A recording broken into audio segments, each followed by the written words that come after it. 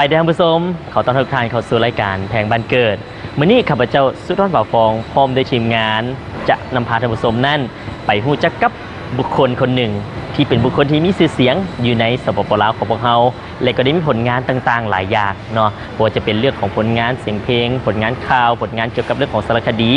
รวมไปถึงเวียกงานการซอยเหลือสังคมบุคคลท่านนี้จะเป็นไผ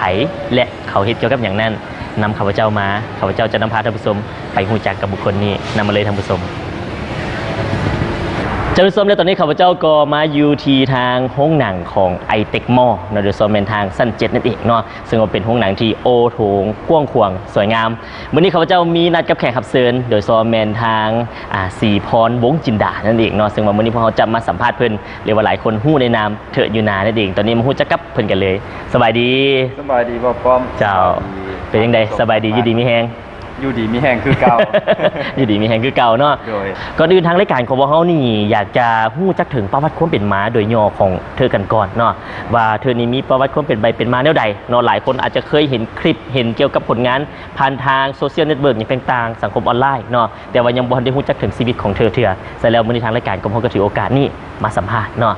ก็ขออนุญาตแนะนำตัวเองคร่าวๆเนาะซื้อแท้ๆก็คือสีพรวงจินดาแต่ซื้อลิ้นก็คือซื้อเธอแมนผู้ใดตั้งให้เธอนี่เป็นพ่อเฒ่าตั้งเธอตั้งให้ตอนยังน้อยเป็นคนที่อเลาะเพาะแพะสาวผู้ไทยว่าอเลาะเพาะแพะคือเป็นคนที่มีคอยแข็งแรงอ่อนแอมีสู้คนเธอนี่แปลว่า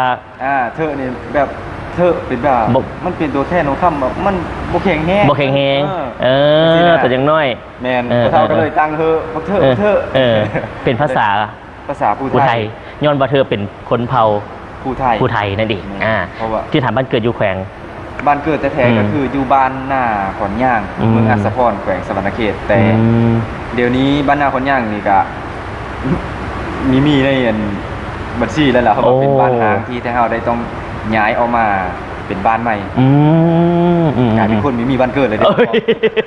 พอบ้านเกิดนั้นเพิ่นได้เอามารวมกันแล้วว่าซั่นๆเป็นบ้านใหญ่แล้วบ้านที่เกิดแท้ๆคือตอนนี้มีเพื่ออยู่แล้วพอเพิ่นโฮมบ้านน้อยให้เป็นบ้านใหญ่มีแต่ทุ่งนากับขี้ควายยัดย่างเป็นเดียวนะเนาะเป็นทุ่งไทยทุ่งนาแล้ว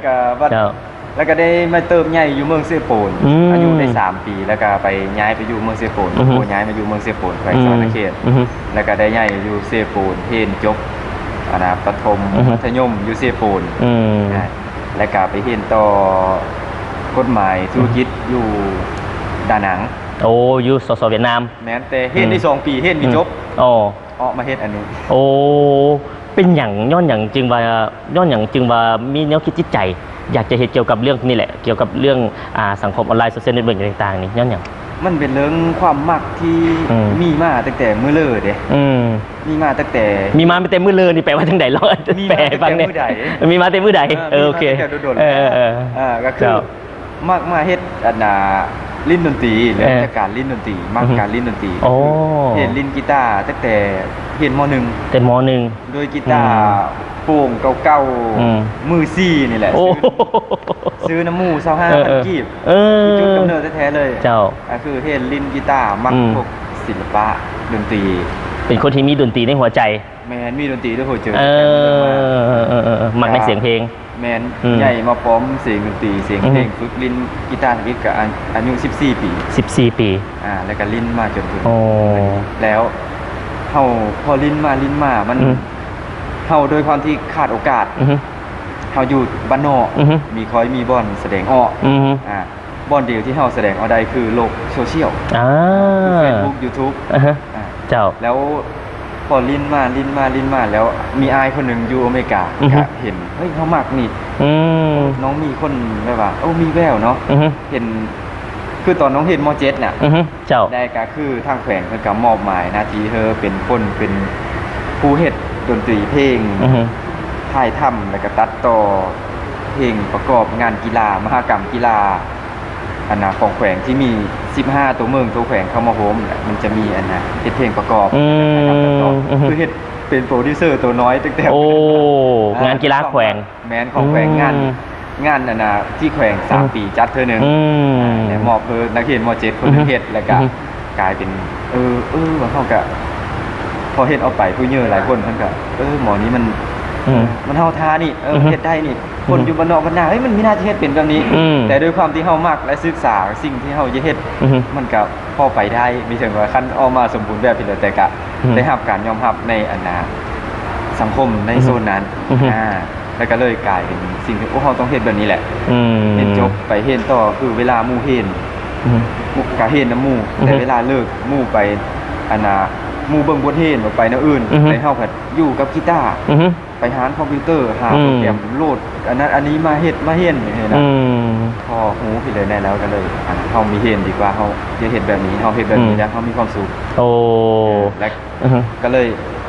เป็นแบบทุกมื้อนี้ก็ย้อนได้รับการซื่อน่ะเธอกำลังเจอแล้วก็คอยยูหนุนอยู่เบื้องหลังจากอายคนหนึ่งก็คือเราอายคนนั้นถือว่าเป็นผู้แห่งบันดาลเจอสนับสนุนแมนเราซื้อไอเกตอยู่อเมริกาเป็นคนลาวที่ไปอาศัยอยู่สหรัฐอเมริกาแมนแต่ยังอยู่คนแต่เห็นน้องมากโอ้น้องไอเยอะส่งเสริมน้องเด้อซื้อกีตาร์ไฟฟ้าเลสคอฝากมาจากอเมริกาฝากมาของขวัญน้องเด้อเจ้าน้องจะเฮ็ดไอเห็นน้องเฮ็ดวิดีโอกล้องน้องบอกครับไอซื้อกล้องแค่นอนให้เด้อกับเล่นส่งมาเฮอแล้วทุกอย่างแม่นกำเนิดจากเพราะเฮาคนบ่มีโอกาสเพราะฐานะทางบ้านไม่ค่อยดีมีเงินที่จะไปซื้ออุปกรณ์ดิจิตอลที่ราคาแพงแบบนั้นแล้วเป็นคนบ้านเดียวเมืองเดียวแขวงเดียวบ่หรือว่าเป็นคนลาวน้ำกันซื่อๆเป็นคนแขวงอื่นเดียวแล้วเราอยู่แขวงขมวนอยู่แขวงขมวนเป็นคนแขวงขมวนแต่ว่าไปเติบใหญ่อยู่ทางสหรัฐอเมริกาแล้วก็เห็นผลงานเฮาผ่านทางโซเชียลเน็ตเวิร์กสังคมออนไลน์นี่เห็นใน YouTube เห็นใน YouTube ติดต่อมาหา Facebook แอดเฟรนด์แล้วก็เราลงกันโอ้ก็คือจุดกำเนิดจากอ้ายคนนั้นที่ส่งเสริมเมื่อเฮามีเป็นจุดประกายขึ้นมาเลยเป็นคนที่มีโอกาสขาดโอกาสแต่ว่าเพิ่นเห็นว่าเฮาเฮ็ดได้เฮาจะเฮ็ดเจ้าอ้ายส่งเสริมน้องโดยน้องเฮ็ดสิ่งที่น้องเฮ็ดออกมาหมายถึงว่าเริ่มจากเป็นคือว่าเป็นนักเรียนเนาะหนุ่มน้อยผู้นึงนอกจากทางบ้านนอกบ้านนาก็ว่าได้เนาะบ้านนอกอีหลีบ้านนอกอีหลีเนาะที่ว่ามักในเสียงเพลงมักในเสียงดนตรีคันเฮาเล่นซื่อๆกับสิมีแต่คนอยู่ในละแวกแถวนั้นที่ว่าฮู้จักเฮาแต่ว่าในการที่เฮาได้เข้าไปในสังคมออนไลน์โซเชียลเน็ตเวิร์กนี่เฮ็ดให้คนภายนอกทำฮู้เฮาหลายขึ้นก็จริงเฮ็ดได้หลายคนก็ครับฮู้เฮาหลายขึ้นได้เห็นผลงานเฮาแล้วเฮากันได้บ่อนแสดงออกคือโซเชียลเน็ตเวิร์กถ้าเฮาใช้เป็นมันก็เกิดประโยชน์เจ้าเอาล่ะท่านผู้ชมพวกเขาก็ได้ฮู้จักกันเนาะโดยคร่าวๆกันได้เล็กน้อยแล้วเนาะเกี่ยวกับประวัติความเป็นมาของเธออยู่นาเนาะและอย่างต่อไปพวกเขาจะมาฮู้ถึงว่าเป็นหยังจึงใส่ว่าเธออยู่นาเนาะอยู่นาเป็นหยังจึงว่าอยู่นาหลายคนบอกว่าอยู่นาบ่หลายคนว่าอยู่นามันเป็นอีหยังเป็นหยังคือใส่แบบนี้แล้วคนมาฮู้จักได้จังไดมีเอิ้นว่าเป็นเรื่องงานของเธอหันเฮ็ดหยังแดเนาะเขาจะฮู้กันในระยะต่อไปตอนนี้พวกเขาพักกันก่อนท่านผู้ชม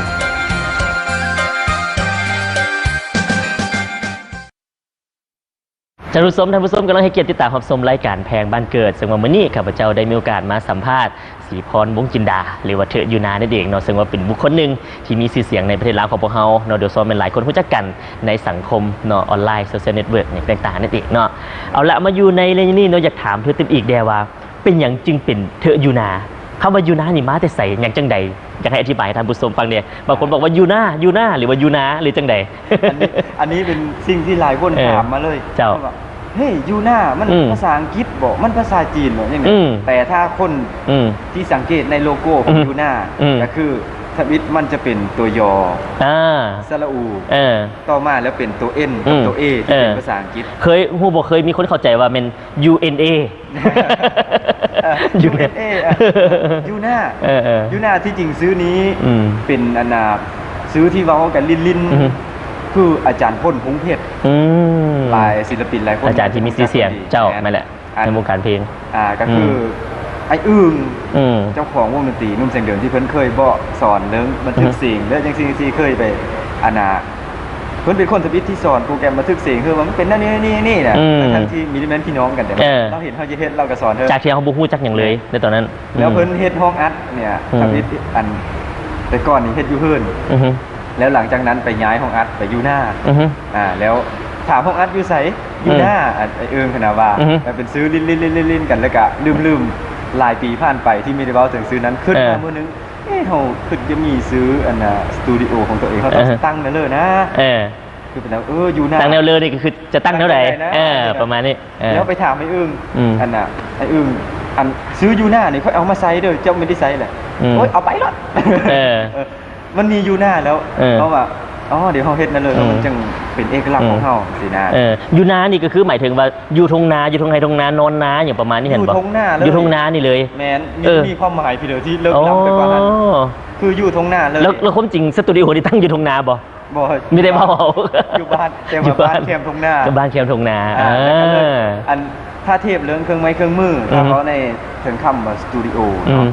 ก็ต้องเป็นเครื่องมือที่มีราคาแพงครบเซ็ตสตูต้องใหญ่สตูต้องใหญ่มาเบิ่งของเฮาแล้วมันก็บ่ถึงขั้นว่าสตูดิโอนะ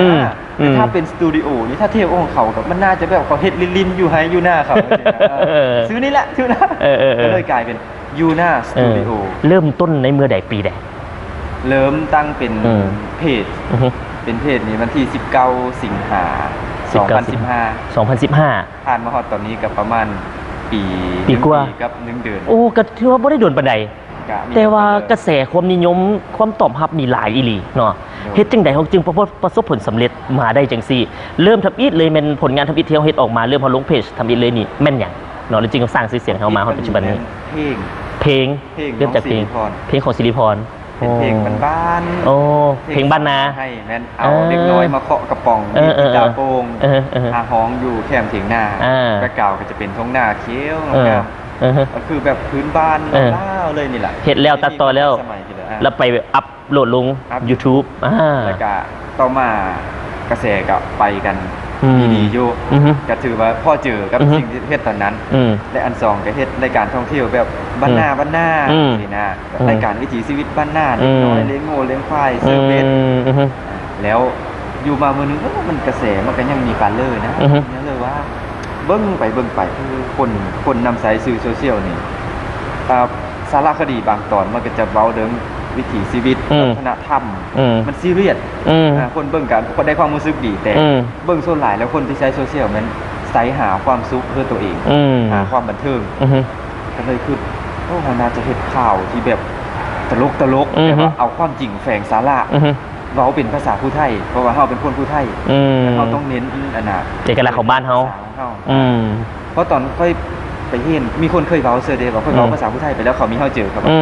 เจ้ากระไซภาษาที่มันพัฒนาแล้วแน่แบบนี้นะแบบมันรู้สึกคือภาษาบ้านเฮามันเซยบ่เลยมันมีพัฒนาบ่เลยภาษาคนลาวคือกันแล้วหมู่ที่เฮ็ดนำกันเนาะบางคนอันนี้ก็ไม่ได้เจาะจงถึงว่าเพิ่นดอกแต่ว่าบางคนที่เว้าเฮ็ดนำกันมาแต่น้อยเว้าผู้ไทยมาแต่น้อยนี่พอไปเฮ็ดอยู่ในเมืองปุ๊บมีฮอดปีกลับมาเว้าลาวแหละภาษาผู้ไทยบ้านตัวเองลืมไปแล้วถามเป็นไปเลยคือมีเว้าผู้ไทยอายเขาว่าไปเว้าแล้วภาษาผู้ไทยมันตลกเขาเบิ่งแต่โปโเขาว่าเฮาบ้านนอกน่ะบ้านนอกก็ดีนี่ก็เลยน่าจะเฮ็ดข่าวเป็นภาษาผู้ไทยเกิดเป็นข่าวผู้ไทยนิวส์ต่อมามันมีผู้ไทยนิวส์ EP 2 EP 3 EP 1ทำอิฐเลยนี่มันเรื่องหยังชื่อบ่ตอนนั้นเรื่องน้ำท่วมแล้วก็อันข้อสอบโมจิตหูอันนั้นมันเริ่มต้นเลยบ่แม่นข้าพเจ้ามาฮู้จักเถิดอยู่นานี่เป็นตอนที่ว่าตอนมีการแข่งขันกีฬาเตะบาสตกสูงนั้นดังหลายเนาะตอนนั้นอีพี่เท่าไหร่ล่ะ18เลยบ่แล้วก็เลยดังโอ้ดังหลายตอนนั้นเนาะเจ้าเนาะอันนี้ถือว่าเริ่มต้นมาก็คือเริ่มจากการเฮ็ดเพลงมาก่อนแล้วจึงมาเฮ็ดเป็นเกี่ยวกับเรื่องของสารคดีแล้วจึงมามีข่าวเนาะโดยส่วนเป็นข่าวผู้ไทยนี่เนาะผู้ไทยนิวส์เนาะแล้วก็เฮ็ดพวกคลิปสั้นตลกสั้นยาวมาเรื่อยๆเลยจึงว่ามีคนรู้จักมาสารเป็นหลายมาฮอดทุกวันนี้เจ้าบัดนี้มาเว้าเรื่องเบื้องของการช่วยเหลือสังคมเด้เนาะเพราะว่าก็เห็นเธออยู่นานี่พร้อมด้วยทีมงานเนาะก็ได้มีการไปช่วยเหลือสังคมนำนี่แนวคิดจิตใจจังได๋จึงอยากจะช่วยเหลือสังคมพร้อมในการเฮ็ดเกี่ยวกับคลิปพวกนี้ไปนำอันนี้เฮาเกิดอยู่บ้านนอกและตอนที่เฮาย่างซ้ำเขาเฮาขาดโอกาสคล้ายๆคือเขาคือเด็กน้อยแถวบ้านก็คือด้วยความที่บ้านนอกบ้านหน้าไปของเฮามุ่งเห็นก็สุดเก่าๆตอนเฮายังน้อยซอ4นี่ก็วิชาชั่วโมงศิลปกรรมได้ยืมหมู่เด้หมู่มีอยู่4-5-4ย่างยืมได้สูงสุดมันสีเขียวสีเดียวมาทาเบิ่งมาโอ้เฮาเห็นน้องๆที่เขายังขาดแคลนหลายอยู่เขตชนบทเฮาเคยไปแล้วเห็นแล้วแบบโอ้มันคิดถึงตอนที่เฮาบ่มีในตอนนั้นแต่พอมาตอนนี้เฮามีโอกาสเฮามีโอกาสเฮาควรจะแบ่งปันคนอื่นดีกว่าที่จะมื้อนี้เฮามีโอกาสเนาะเฮามีฮู้มื้อหน้าเฮาจะมีแห้งได้ซอยเหลือเขาหรือบ่แต่ในมื้อที่เฮามีเนี่ยเฮาเยอะซอยเขาดีกว่าที่มื้อที่เฮาเยอะซอยแล้วเฮามีเพื่อซอยเลยทุกมื้อนี่เลยครับ มีโอกาสเธอเลยนั้นจะออกไปซอยหรือน้องๆอยู่เขตชนบทลุยกันไปทุกทีเด้ลุยน้ำลุยตมบางเธอจนเป็นไข้กลับมา โอ้โห แข่งคนกันไปกับกลุ่มช่วงนี้จะไปกับกลุ่มมินิไบค์เซโปนเป็นพาน้องๆนักเรียนที่เวลาเสาร์อาทิตย์เขาว่างกันไปบริจาคเครื่องน้อยกับกลุ่มมินิไบค์เซโปนสินะแล้วเขาก็ไปถ่ายทำมาคือคนไปเบิ่งสร้างความรู้สึกดีๆซึ่งสังคมจะเอาเป็นแบบอย่างที่ดีเลยนะเลิกกันแล้วแต่วิจารณญาณของพวกเขาเจ้าซึ่งไว้นี้จะไปอุดมไส้อยู่น้องในจริงมีแผนการไปช่วยเหลือน้องๆทั้งติบอีกเจ้าน้องก็ถือว่าเคียงคู่กันกับเรื่องโครงการเหตุเกี่ยวกับเรื่องของกิจกรรมผลงานต่างๆออกมาฮับไส้สังคมแล้วกันยังบ่ลืมเนาะโดยซอมแมนทางการช่วยเหลือสังคมเต็มอีกเนาะโดยซอมแมนน้องๆผู้ที่ว่าได้โอกาสพอเห็นหลายๆผลงานที่ว่าเธออยู่นาผมได้ชิมงานเป็นกับพากันไปช่วยเหลือเนาะอันนี้เป็นแค่ว่าแบบอย่างที่ดีอีกอันหนึ่งเนาะเพราะว่าเรื่องนี้เป็นเรื่องสำคัญหลายเจ้าถ้าคนลาวเขามีซอยกันแล้วจะเคยสิมาซอยมันก็คือคล้ายๆกับเฮ็ดอันนั้นมันก็เป็นเรื่องงานตามแนวทางนโยบายของภาครัฐแมนเรื่องงาน3สร้างถ้ามีเป็น10สร้างถ้าคนลาวเฮามีเป็นเจ้าการนำกันซอยกันเฮ็ดคนละไม้คนละมือปล่อยแต่ทางภาครัฐอย่างเดียวมันก็เป็นไปไม่ได้แมนเอาล่ะท่านผู้ชมเนาะพอได้ฮู้จักกันแล้วเราถึงเกี่ยวกับเรื่องของผลงานของเธอยูนาได้ฮู้จักว่ายูนามาแต่ไสได้ฮู้จักเรื่องเกี่ยวกับการซอยเหลือสังคมเนาะของเธอยูนากันแล้วเอาเป็นว่าระยะต่อไปพวกเราจะมาฮู้ถึงแผนการในอนาคตต่อหน้าเนาะว่าเธอยูนาพร้อมด้วยทีมงานของเพิ่นนั้นจะมีแผนการอย่างเต็มอีกเนาะรวมไปถึงเพิ่นจะมีผลงานอันใดๆเนาะให้พวกเราได้รับรู้รับชมได้รับเบิ่งนำกันเต็มอีกตอนนี้พวกเราพักกันก่อนท่านผู้ชม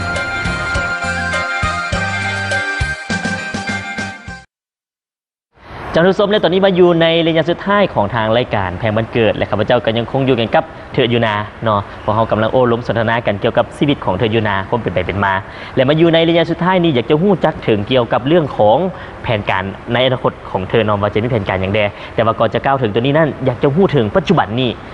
ยอดไล่ยอดคนติดตามยอด follow นี่มีอยู่เท่าใดแล้วเนาะสำหรับอันนี้เขาก็มีอยู่2อันหลักๆเนาะที่ยอด follow ก็คืออันนึงกับเพจยูน่าตอนนี้คนติดตามอยู่740,000 กว่าคนนี่แหละอันนี้มันทั่วโลกเลยบทที่เพื่อก็จะติดตามก็มีทั้งในประเทศลาวประเทศไทยอยู่แคนาดาเยอรมันอังกฤษอเมริกาพี่น้องเจ้าคนลาวอยู่ต่างประเทศเพื่อการติดตาม700,000 กว่าคนโดยโอ้ซึ่งก็เป็นเพจที่คนติดตามหลายที่สุดในประเทศลาวตอนนี้อันดับหนึ่งเลยโดยในตอนนี้ก็ว่าได้ก็มีช่อง YouTube YouTube Channel ของ Yuna Studio กับเป็นช่องกับที่ได้ฮอต 100,000 subscriber 100,000 ผู้ติดตามนะครับเป็นช่องที่ได้อันเครื่องหมายยืนยันแล้วโอ้ถือว่ามี subscriber ถึง100,000 กว่าคนแล้วช่องนี้เลยถือว่าตอนนี้ถือว่าเป็นอันดับหนึ่งของประเทศลาวอยู่2อย่างเลยเนาะจะมีกลุ่มนึงก็จะไป follow อยู่ Facebook ส่วนตัวตอนนี้ก็มีอยู่130,000 กว่าคนที่130,000 กว่าคนเจ้าโอ้ท่านผู้ชมครับเจ้ามีอยู่ประมาณ4,000 ป่ายบ่ฮอด 5,000 เดี๋ยวแบ่งไม่เด้เธอมีฮอด100,000 กว่าแล้วตอนนี้เนาะอันนี้ถือว่าเป็นเห็นได้ถึงความนิยมชมชอบเนาะของในตัวของเธอเองในผลงานของเธอบัสซาเนาะในระยะที่ผ่านมาเนาะเสร็จแล้วบัดนี้พวกเราอยากจะฮู้จักถึงเกี่ยวกับเรื่องของแผนการในอนาคตเด้เธอพร้อมด้วยทีมงานจะมีแผนการอย่างเต็มอีกถ้าเว้าถึงแผนการในอนาคตก็ยูน่าก็ยังคงเป็นยูน่าคือยูน่าเป็นเพจเวทีแสดงงานศิลป์ของคนไทยบ้านนั่นคือสโลแกนของยูน่าก็คือจะเฮ็ดตามแบบที่ยูน่าเฮ็ดมาเมื่อก่อนนั้นยังคงรูปแบบเดิมพัฒนาไปแต่จะบ่เปลี่ยนรูปแบบพัฒนาตามความต้องการของสังคมแต่จะยังคงรักษาเอกลักษณ์ของยูน่าไว้ว่าจะเป็นข่าวไทยนิวส์เพลงสารคดีเรื่องสั้นหนังสั้นถ้าแม้นการ